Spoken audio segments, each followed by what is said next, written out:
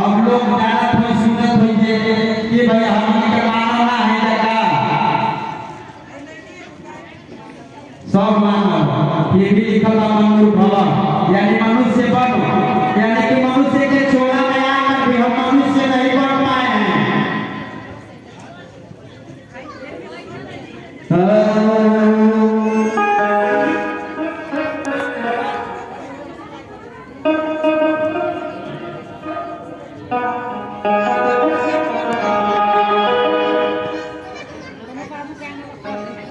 कि हमारी इंसान के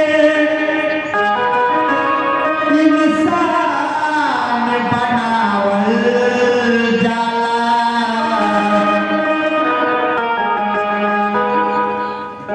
होई हमारी इंसान के इंसान बनावल जाला होई हमारी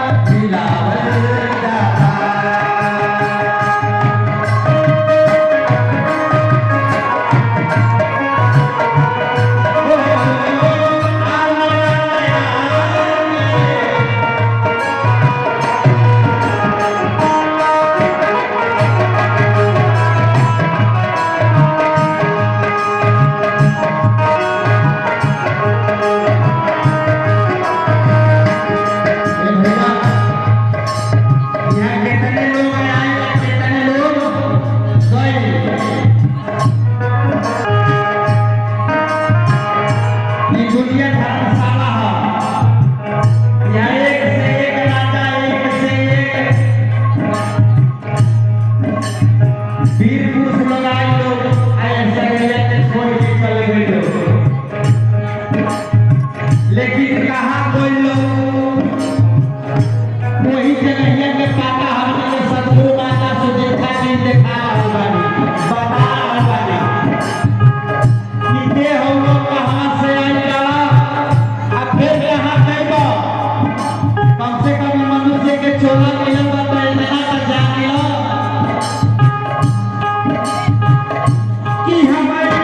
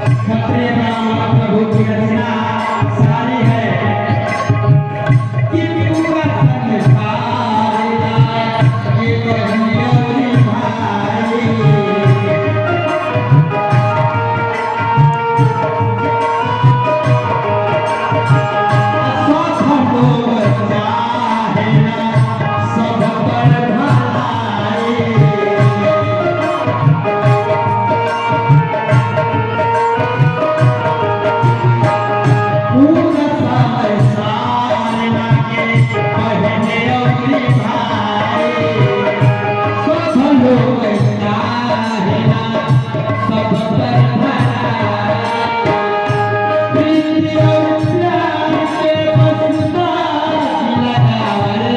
जाला प्रीति और प्यार के बसता लगावल गुरु के ब्रह्म ज्ञान से भगवान गुरु के ब्रह्म ज्ञान भगवान गिनावल जाला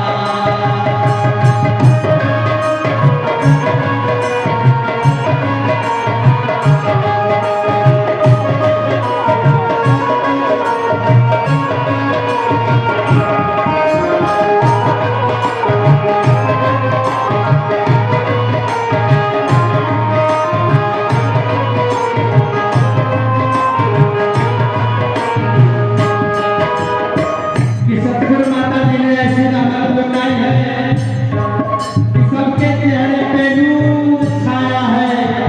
यूं तो जाना पड़ता है प्यासे को कुएं के पास यूं तो जाना पड़ता है प्यासे को कुएं के पास लेकिन आज उत्तराखंड की धरती से चलकर समंदर खुद मोहम्मदाबाद की नगरी में आया है कि मिले रात को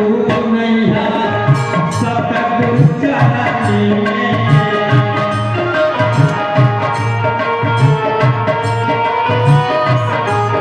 सेवा सुनता साथ रही हरी सुमिरनी में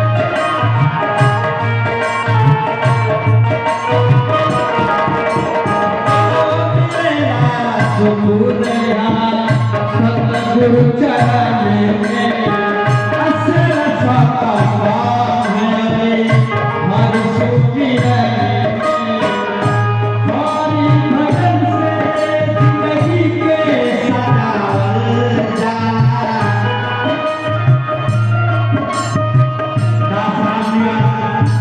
गारंटी के साथ में कहता जाओ ये बात को कहे थे कि हमारा जीवन में भी बात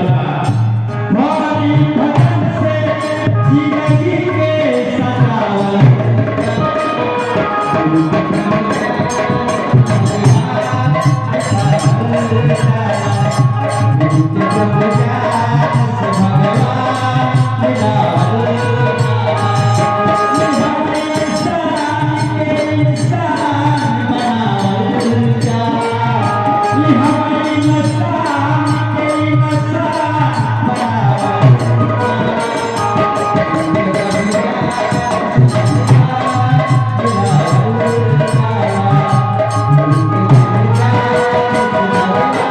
Thank you.